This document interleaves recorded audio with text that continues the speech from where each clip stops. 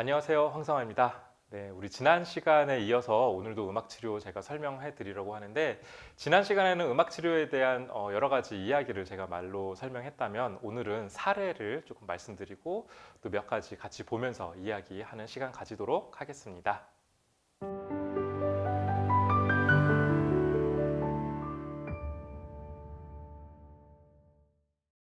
기억에 남는 사례가 너무너무 많습니다. 너무너무 많고 너무 감동적이었던 사례들도 많이 있고, 또 힘들었던 사례도 굉장히 많이 있었어요. 근데 그 중에서 제가 조금 많이 기억에 남는 사례는 이제 도박 중독이신 분들하고 또 그 도박 중독자 가족분들하고 같이 이제 한 몇 개월 같이 작업을 했던 적이 있었는데, 남편 또는 자기 아들 이렇게 중독에 빠져 있기 때문에 이 도박 중독이 그냥 그 가족이 중독에 빠져 있다라는 것뿐만 아니라 더 힘든 이유는 이 생활이 굉장히 힘들어지는 거거든요. 많은 비용이 글로 나가게 되고, 또 여기저기 이제 빚을 지게 되고, 그걸로 해서 많이 또 어려운 부분을 가지게 되다 보니까 점점 삶을 누리고 향유하고 내가 살아가는 것을 많이 잃어버린 분들이세요. 근데 현실적으로 음악 치료를 받으면 그러면 도박 중독이 없어지느냐? 사실 그렇지 않죠. 중독이라는 것 자체가 없어지지는 않겠지만, 우리가 지금 주어진 환경 안에서 내가 놓치고 있는 게 무엇이고 내가 바라봐야 할 게 무엇인지를 다시금 좀 볼 수 있게 하고, 또 가장 중요한 거는 지금 당장 해결해야 될 문제가 너무 많다 보니까 내 마음 상태가 어떤지를 돌보지 않고 지나가는 경우가 너무 많아요. 이런 가족분들에게 이제 음악 치료를 통해서 다가갔습니다. 처음에는 음악이 내가 지금 이렇게 힘들어 죽겠는데 무슨 음악이야 이렇게 하고 거절하고 저항하고 이런 분들이 굉장히 많으셨어요. 한 몇 회기 정도 지나면서부터 이분들이 점점 이 시간만큼은 그래 나를 위한 시간을 가져보자 그러면서 목소리를 내기 시작하고, 함께 일어나서 춤을 추고 또 연주를 하고 이러면서 이분들이 나중에 이런 말씀을 하시더라고요. 처음에는 내가 지금 음악을 즐긴다는 게 너무 죄책감이 느껴진다. 왜냐면 나는 지금 즐길 수 있는 상황이 아니고 나는 할 수 있는 게 아무것도 없는 상황인데, 한편으로는 그렇다고 내가 지금 죽어 있는 것처럼 살아가야 할 것인가? 이런 고민이 됐었는데, 그냥 모르겠다 그러고 목소리를 내기 시작하면서 목소리로 막 울부짖기도 하고 같이 노래도 하고 허밍을 했는데, 우리가 함께 이렇게 아카펠라로 심지어 노래를 배운 적이 없는데 노래를 하면서 너무 다른 경험을 하게 된 거예요. 내가 몰랐던 나를 발견하고 지금 이 순간 가장 중요한 게 나인데 나를 너무 소홀하게 대하고 있었다는 걸 알게 되고요. 또 어떤 어머님은 집에서 청소하는데 흥얼흥얼 거리는 나를 보게 됐다고 하신 분도 계셨고, 또 어떤 분들은 엘리베이터에서 자기가 이렇게 목을 이렇게 이렇게 흔들면서 가는 자기를 보고 처음에 너무 어색했다고 하는 거예요. 내가 이렇게 내 삶을 즐겨도 되나? 내가 이렇게 살아도 되나? 우리 가족은 지금 또 힘들고 또 여전히 힘든 상황에 있는데, 근데 그런 갈등이 분명히 있었지만 그래도 지금 나로 살아가고 나라도 지금 나의 모습을 가지고 버텨내야 우리 가족이 건강하게 이겨낼 수 있는 힘을 가지게 될 것 같다는 마음을 가지게 됐다고 하더라고요. 근데 그렇게 우리 삶에 가져갈 수 있다는 것들이 저한테 너무 큰 의미로 다가왔습니다. 제가 기억에 많이 남는 친구가 한 명 있어요. 정말 많이 만났지만 그 친구는 자폐 진단을 받은 친구였고요. 저를 막 꼬집고 막 침을 뱉고 저를 너무너무 못 살게 군 거죠. 사실 나쁘게 말하면. 그런데 그 아이가 할 수 있는 방법, 내가 다른 사람한테 나의 불편함을 표현할 수 있는 방법이 그거밖에 없던 아이였어요. 근데 그것을 우리가 음악으로 바꿔가기 위해서 굉장히 많이 노력을 했거든요. 한 몇 년 동안 작업을 같이 했는데, 그 친구는 굉장히 예민하고 감정적으로 또 기질적으로 굉장히 예민한 아이였어요. 그래서 제가 조금만 모른 척하거나 조금만 더 이렇게 정서적으로 이렇게 따뜻하게 대해주지 않으면 저한테 막 그걸 이제 요구했던 아이였어요. 그렇게 해달라고. 근데 그 친구랑 처음엔 너무 힘들었죠. 내가 얘랑 과연 할 수 있는 게 있을까? 이 친구한테 내가 도움이 되는 것이 있을까? 그리고 이 친구의 삶에 음악이 뭘 해줄 수 있을까? 그리고 이 친구가 음악을 한다는 게 얘한테 무슨 의미가 있을까? 그리고 음악이 해줄 수 있는 게 뭘까를 저희가 정말 많이 고민을 했는데, 이 친구가 살아가기 위해서 필요한 여러 가지 기술들을 학습하고 배우는 것도 중요하겠지만, 그런 것들은 이미 다른 곳에서 많이 하고 있고, 언어, 인지, 감통 이런 것들을 통해서는 정말 많은 그 기능적인 거, 이 친구가 살아가기 위해서 필요한 것들을 만들어 준다고 한다면, 음악은 이 친구가 나로 있을 수 있는 시간을 적어도 일주일에 요 3, 40분만큼은 적어도 이 아이의 모습으로 존재할 수 있는 시간을 만들어 주자, 이렇게 진행을 했고요. 학교 취학 전부터 시작해서 초등학교 2학년 될 때까지 저희를 만나서 같이 진행을 했는데, 물론 이제 이 아이의 그 행동이나 이런 것들이 많이 변화하지는 않았지만 사람과 함께 무언가를 하려고 하는 마음들이 많이 생겨났고, 이 친구의 노래 너무너무 기억나는 노래들도 많고, 또 같이 춤추고 또 말을 저는 할 수 없었던 친구였는데 어떻게든 말을 자꾸 하려고 하는 그런 욕구들. 그래서 이 친구가 나중에는 제 이름을 부르면서 이제 저를 찾아왔을 때 너무 울컥하고 감동이었던 그런 친구가 있었습니다.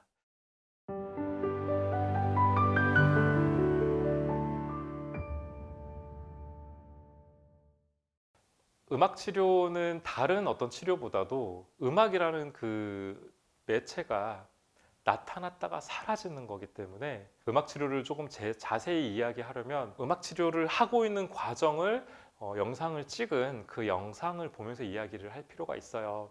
그런데 이 부분은 내담자의 인권과 또 이런 것들을 보호해야 될 필요가 있기 때문에 우리가 원한다고 아무 데서나 마음껏 볼 수 있는 것은 아니거든요. 그래서 여기에서는 그 과정을 모두 다 보여드리는 거는 조금 어렵고, 몇 가지 음악 치료가 이런 게 있을 수 있겠구나라고 이해를 도울 만한 것들을 제가 좀 소개를 해드릴게요. 제가 여기서 두 가지를 조금 보여드릴 예정인데요. 첫 번째는 우리나라 나이로 4살이었던 친구, 아직 그 작은 아기 의자에 앉아도 발이 닿지 않은 그 조그만한 아기였고요.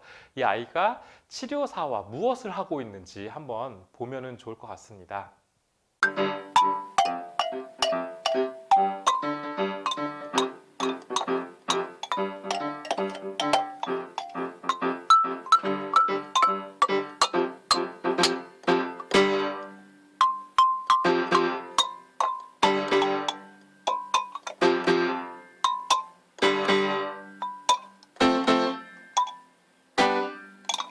아이가 혼자만 연주하다가 치료사 제가 이렇게 땅땅 리듬을 줬는데 처음에는 듣지 않았어요. 그런데 중간부터 그 리듬을 듣더니 멈추고 자기도 그걸 하려고 하죠. 좀 더 보실까요?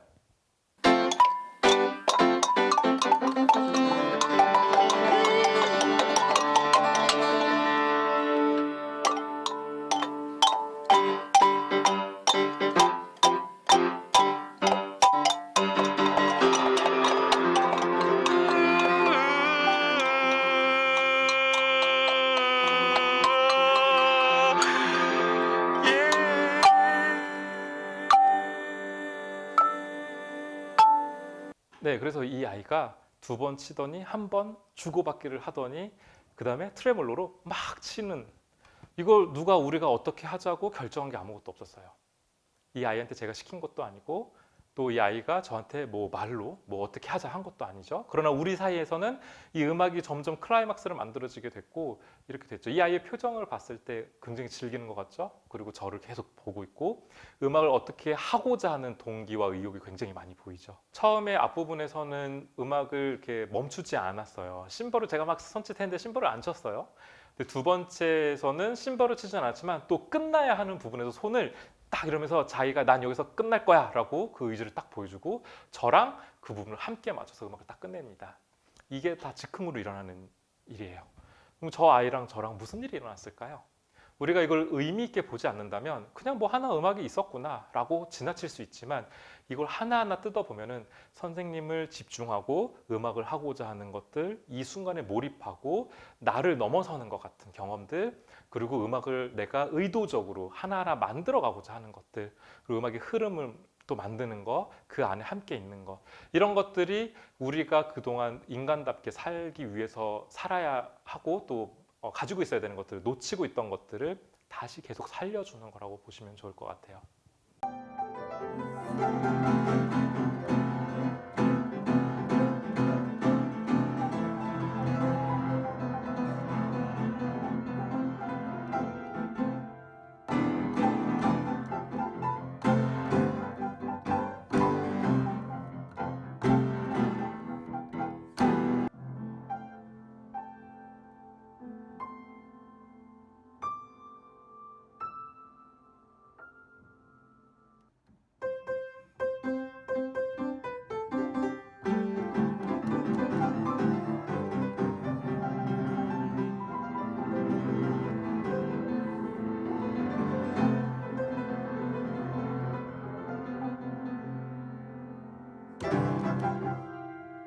자, 두 번째는 우리 아까 봤던 그 아이가 조금 더 성장한 뒤에요. 그래서 같이 음악을 또 만드는 건데 이 아이가 피아노를 배운 적이 없어요.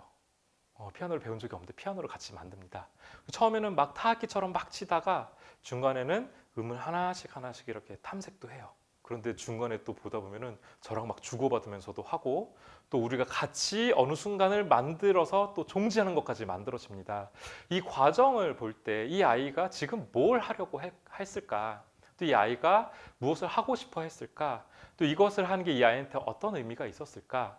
이거를 우리가 좀 생각해 보면 좋을 것 같아요. 물론 이렇게 되기까지 많은 과정들이 있었죠.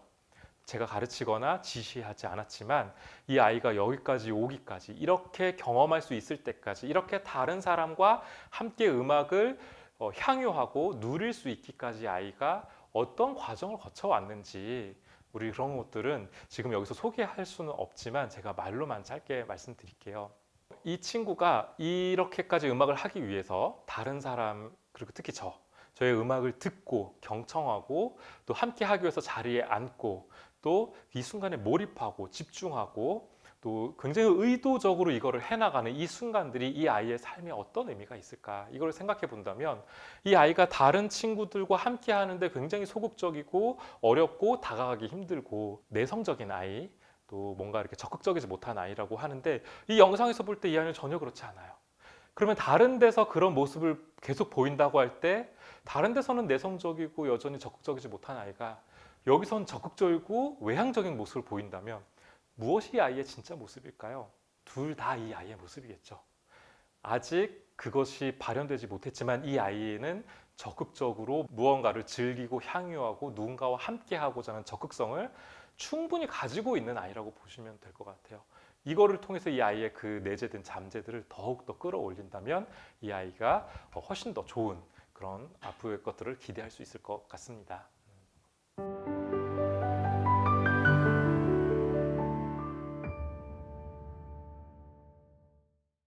자, 그러면 우리 이거 보시는 분들이 악기도 하고 하면 참 좋겠지만 우리 지금 악기가 준비가 안 되고 또 여러분들도 악기가 없죠 지금 옆에. 그래서 악기 대신에 가장 중요한 악기인 목소리를 써가지고 잠깐 짧게 제가 설명을 좀 드릴게요. 목소리를 쓰기 위해서 우리가 가장 먼저 해야 될 거는 호흡을 정돈하는 일입니다. 호흡을 정돈하기 위해서는 자세를 바르게 앉아야 돼요. 특히 두 다리 발끝이 바닥에 다 세워지도록 해서 허리를 똑바로 세우고 앉고요. 호흡을 하기 위해서 팔을 옆으로 벌리면서 들이마시고 또 내쉬고 이렇게 옆으로도 하고 할 수 있고 또 위로도 올리고 내릴 수 있고요. 또 앞으로도 해서 이 호흡의 방향을 다양하게 해서 내 몸이 이렇게 목이 확 열리고 가슴도 열리는 이 호흡을 조금 해주면 좋을 것 같아요. 저랑 가볍게 한번 해봅시다. 네, 제가 한 4번씩 숫자를 셀 테니까 숫자를 세는 동안 들이마시고 내쉬고 하면 좋을 것 같아요. 자, 들이마십니다. 하나, 둘, 셋, 넷. 자, 멈추고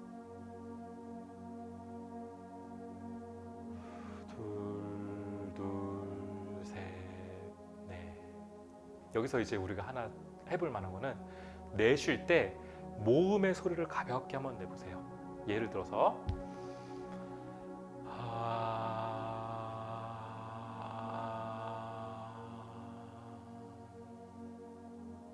내가 깊이 천천히 한참 낼 수 있는 만큼 계속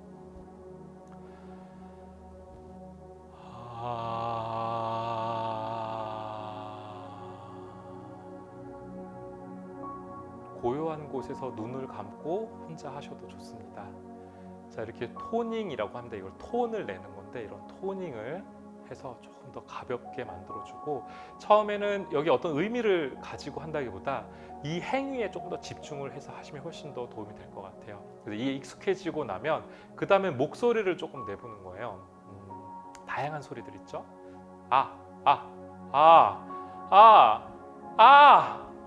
우는 소리도 그리고 웃는 소리도 네, 저 혼자 하니까 약간 뻔하지만 안 돼요? 우리가 이런 소리들을 다양하게 내면서 내가 어떤 소리 내는 게 편한지 어떤 소리는 내가 불편한지 또 어느 정도 올라갈 수 있는지, 어디까지 내려갈 수 있는지, 또 얼마나 큰 소리를 낼 수 있는지, 얼마나 작은 소리를 낼 수 있는지, 이것만 해보더라도 여러분들 정말 혼자서도 도움이 많이 됩니다. 네, 아까 말씀드렸던 토닝, 그리고 지금 그 목소리 내는 거, 그래서 요것만 가지고 여러분이 하셔도 도움이 많이 되고요. 지금 이렇게 허밍하면서 그냥 떠오르는 뭐 단어들 있죠? 그냥 아무 생각하지 말고 그냥 떠오르는 단어들. 나는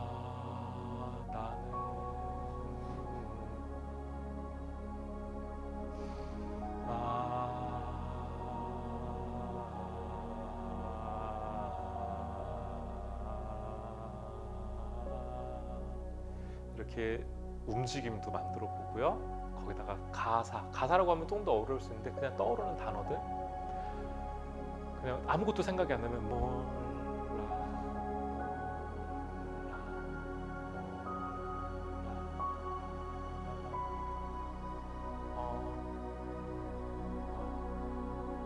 이런 식으로. 네, 우리 같이 하면 훨씬 더 좋을 것 같은데 아쉽네요. 네, 사실 음악이라는 것이 맥락이 있는, 그러니까 기승전결, 흐름이 있는 그런 경험이기 때문에 이것을 그냥 이런 게 있구나, 이런 게 있구나 하고 그냥 머리로 알기보다 호흡도 해보고 아까 토닝까지는 여러분들이 혼자서 해볼 수 있을 것 같으니까 한번 쭉 해보면 어느 정도의 도움이 되는지 좀 경험이 될 수 있을 것 같습니다.